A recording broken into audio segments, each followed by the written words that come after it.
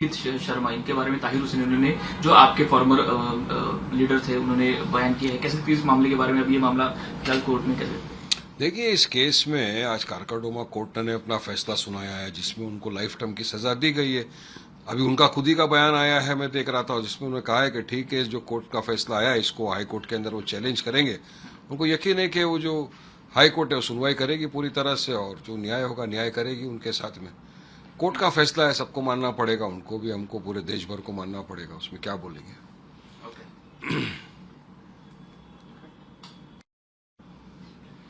BJP MP Sakshi Maharaj इन्होंने कहा है कि विपक्ष का अपोजिशन पार्टी जो है उनका प्रभु श्री राम से कोई भी संबंध नहीं है, कोई भी रियल कनेक्शन नहीं है।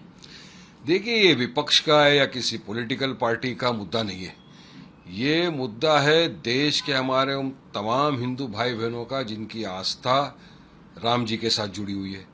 आपने हमारी बाबरी को शहीद कर दिया, एक षड्यंत्र रच के आपने वहां पे भव्य राम मंदिर बना दिया, उसमें आपने एक ट्रस्ट बना दिया। अब उस ट्रस्ट में इतना बड़ा चंदा चोरी हो गया, इतना बड़ा घपला हो गया, तो हमारे भारत देश का जो हिंदू भाई बहन है वो सवाल कर रहा है। उनकी आस्था का विषय है कि भाई हमने जो डोनेशन दिया था, जो दान दिया था, उसका क्या हुआ।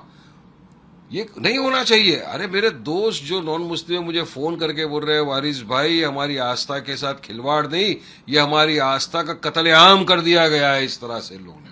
उसके बाद आप बोलते हो वो चंपत राय जो थे रिजाइन कर दिया। रिजाइन करने से क्या होता है, जिस दिन ये चंदा चोरी हो रही थी उस दिन तो आप वहां पे बैठ के मलाई खा रहे थे ना, तो हिसाब किताब तो देना पड़ेगा ना आपको। और यकीन मानिए एसआईटी की जो प्रिलिमिनरी इन्वेस्टिगेशन रिपोर्ट आई है उसमें साफ तौर से बताया कि 80 ऐसे इंसिडेंट तो उनके रिपोर्ट में दिखा रहे। तो क्या क्या जिन लोगों ने चोरी के जूते में लेके जा रहे, कपड़े में लपेट के जा रहे, तो हमको तो कहीं दिख नहीं रहा है कि बुलडोजर चल रहा है। क्या डीजल खत्म हो गया है क्या बुलडोजर में? कब चलेगा उनके घरों पे बुलडोजर? तो बीजेपी पूरी तरह घिर गई है, उसके पास सवालों के जवाब नहीं है। देश की जनता मांग रही है सवालों का जवाब दो। क्या एक्शन लिया आपने, बताओ ना अब तक उनके खिलाफ। तो एक्शन लेना चाहिए इन लोगों के ऊपर जिन लोगों ने इतना बड़े चीज के अंदर गफला कर दिया, घोटाला कर दिया। तो डाइवर्शन हो सकता है उनका। देखिए, डाइवर्जन क्या, बीजेपी पूरी तरह गिर गई।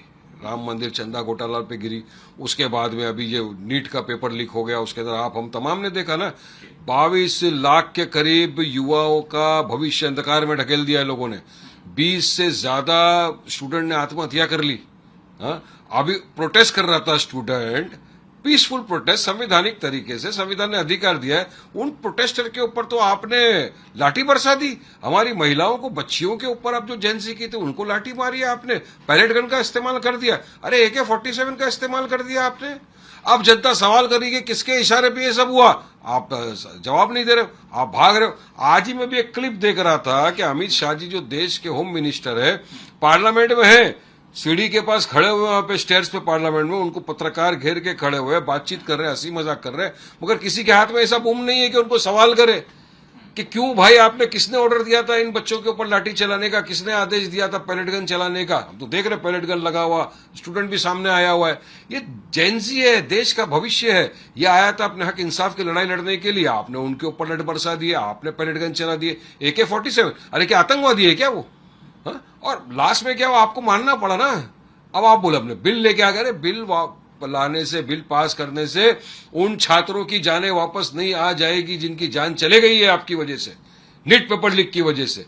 और इस्तीफा दिया धर्मेंद्र प्रधान, इस्तीफा देकर तो ऐसा पार्लियामेंट में पहले दिन एंट्री मारे जैसा बहुत बड़ी जंग जीत के आ रहे कोई, इस तरह तो उनका स्वागत किया जा रहा है। अब क्या मैसेज दे रहे देश में?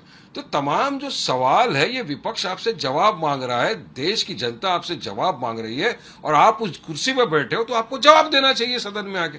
आप जवाब से भी भागोगे तो ये तो डेमोक्रेसी के अंदर सही है ना? सही नहीं है, संविधान के लिए सही नहीं है। जवाब दीजिए। आप जवाब नहीं देना है तो फिर इस तरह की भाषा का इस्तेमाल किया जा रहा है उन लोगों की तरफ से।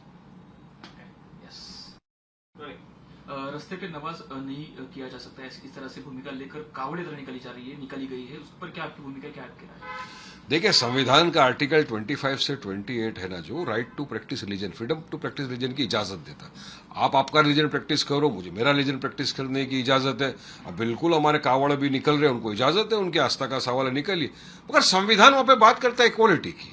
योगी जी बोलते हैं कि सड़कें नमाज पढ़ने के लिए नहीं है, मगर अभी कावड़ तो पूरे रास्ते के ऊपर जमा हो गए। अब तो हमने तो देखा कि यहां से रास्ता बंद कर दिया, वहां से रास्ता बंद कर दिया, तमाम चीजें सामने आ रही है। लेकिन वहीं पर एक मुसलमान अगर ईद के दिन 5 मिनट सड़क पे नमाज पढ़ ले, तो आप तो लातों से मारा जाता है उसको, केस बुक कर लिया जाता है, घर में पड़ता है, छत पे पड़ता है, केस बुक कर लेते हैं आप लोग मुसलमानों के ऊपर। तो ये तो इक्वलिटी की बात नहीं हुई ना, फिर संविधान को आप नहीं मान रहे हो। ये आप नहीं कर रहे, लोग दुकानें बंद कर दी जा रही मुसलमानों की।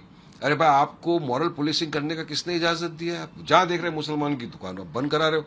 अरे एक इंसान सुबह जाता है, दुकान खोलता है, काम करता है, शाम को आता है पैसा लेके, तो उसके घर में चूल्हा जलता है। हाँ, उस गरीब आदमी का तो आप रोजी छीन रहे हो। आस्था के नाम पे तो आपकी आस्था है, मेरी भी आस्था है। मैं चलो बोलूंगा कि रमजान का 1 महीना आप पूरा शराबबंदी लगा दो, अब लगाएंगे क्या? अभी ईद मिलाद का दिन आ रहा है, हाँ, अब उस दिन क्या शराब बंद करेंगे क्या पूरे भारत देश के अंदर? हम तो असेंबली में थे, तब भी हमने कहा था।